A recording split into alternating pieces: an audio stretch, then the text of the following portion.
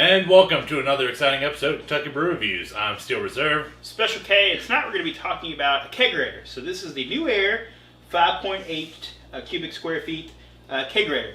This is their first Kegerator they put on the market. You've seen us review the refrigerators in the past. It's funny because I've got one of their fridges right behind me right now. It's funny because every video, every review we come from, we're like, man, we wish they'd make a Kegerator. And they finally did. Boom. Here we go. And I've got to say, just off of appearance itself, because, that's what, you see it first before you test it and whatnot. She's a beauty. Sleek. The black is nice. Yeah. Unlike our old one. Don't get me wrong, I like our old one. It was a cheap Home Depot one. Yeah. This one, it just looks nicer. Speaks class. Much larger too. So. Oh yes. So, first off, this Kegerator will hold it'll hold a half barrel, a fourth, or a 6 barrel. So that's pretty good. It's pretty roomy inside. It actually comes with 2 shelves too for other beer because it's pretty roomy in there. You have enough room. This is great for a home brewer. Oh yeah. Takes your CO2 tank. We'll do a full walk around and a full inside view with the camera. That'll be towards the end. But right now we're just going to talk a little bit about it. The tap's very sturdy, a lot more sturdy than the other ones. Does come with the CO2 tank, which is nice. That's nice. Not full, of course. You have everything you need out of the box with the exception of the keg and the CO2 filled CO2 tank. You have an empty tank.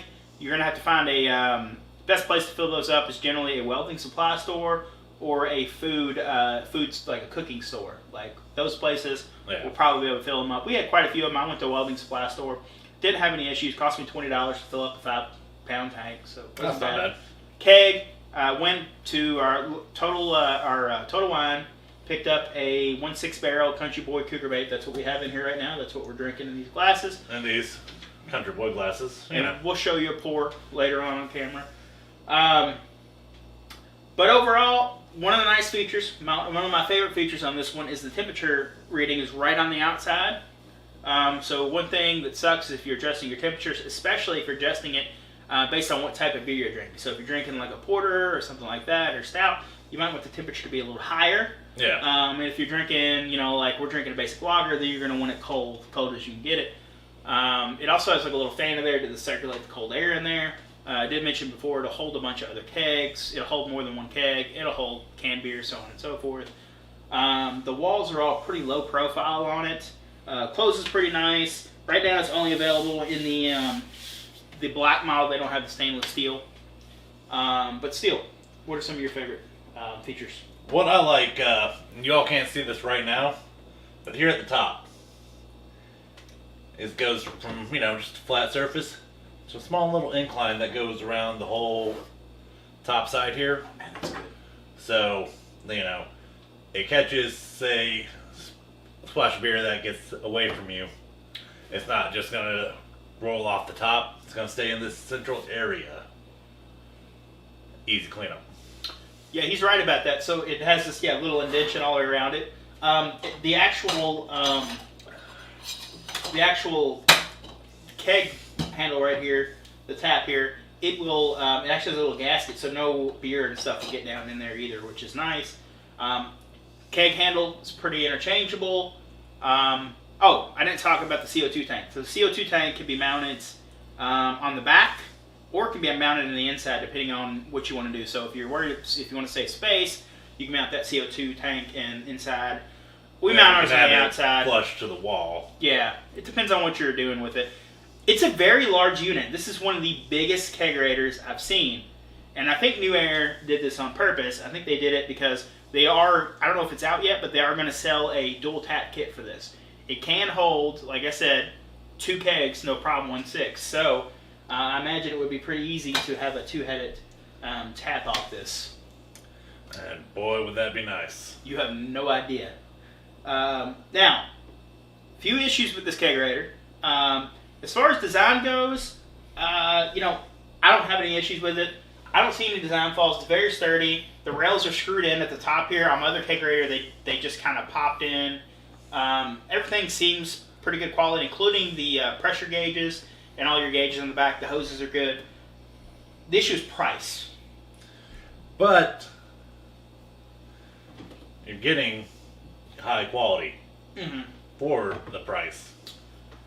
So let's talk about the price of Kegerators really quick. So if you get it on sale, you can get a Kegerator, $600. Now that's going to be a small one. It's going to be like your Insignia brand or your whatever store brand that they have. Yeah. The component's going to be a little cheap. All it's really going to be is a mini fridge that the company cut a hole into and then threw a tap kit with it. So, and those are fine for starting out. And then if you want some, they don't always look the best, and I feel like they don't cool as good. And like the one we had over there, it did fine, but the tap stuff up top was so cheap that the hat paddle got stuck all the time. And then there was a plastic nut inside here that held this on the old unit, not this unit, that cracked. I mean, so you get what you pay for. You get what you pay for. And with this, we just got it. So this could change further on down. But we've had no issues with it yet. Mm-mm.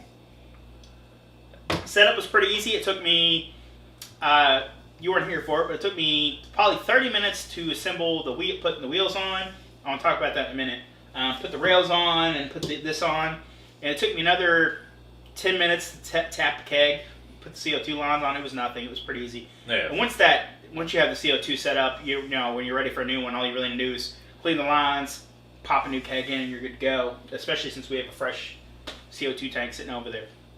I wanted to mention the casters because this is how you tell it's like a higher end, kegerator. With a normal kegerator, any appliance you buy, you're going to get the bare minimums in that box. You know what I mean? You're going to get what you need. This one came with wheels on the bottom, but they were one direction wheels, and then 2 legs in the front. It came with a full set of high-end metal casters, not plastic casters, high-end metal casters. This sounds like a nerdy thing to get excited about, but I'm telling you, casters on a kegerator are huge. We can move this around easily. Our plan is to, at some point, it's going to be getting moved around on decks and all this other place. It's going to be wherever we want to drink in an extended period of time. In the summer, it's not always the basement. What if we want to go move it out on the deck? What if I want to go take it up my neighbors? It has these awesome casters that move it quite easily. Work really well. It also comes with a drip tray, which is nice, and those 2 additional shelves. That's all a bonus. Yeah. So as I mentioned, you can get a kegerator $600-700. This one's $1,200. It's really steep. I would consider this kegerator probably the highest end consumer grade kegerator you can get. We're not talking professional, but consumer grade kegerator, I would acknowledge this is probably one of the higher end ones you can get on the market. So if you're in the market for a higher end one, this one might be one you want to look into. Otherwise, you might want to look into getting some cheaper ones or possibly a conversion kit, because those are also good options. If you have an old refrigerator laying around, you can get a conversion kit for around $150 to $200, plus an additional $60 to $80 for a CO2 tank, which, it's $200-300. But if you already have a fridge laying around, it's not bad. Any downsides for you, Steel? Nah, man. So, yeah, I have no issues. It's pretty fingerprint resistant, I'll say that. Looks good. I haven't had any issues. Again, we're going to test it out for, a while to see how we do on it, but I have 0 issues with it right now. We may put out an update video on it later, down the road if we remember. But right now, I will go ahead and I would recommend this kegerator. Oh yeah. If you're looking for a high-end kegerator, if you're a do-it-yourselfer, you're looking to save money, your best bet is to convert an old refrigerator or a deep freezer for a kegerator.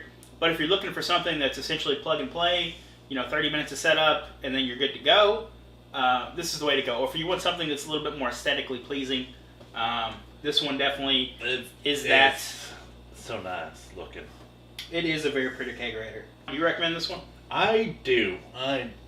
Sure, it is twice as much as, a regular cheapie.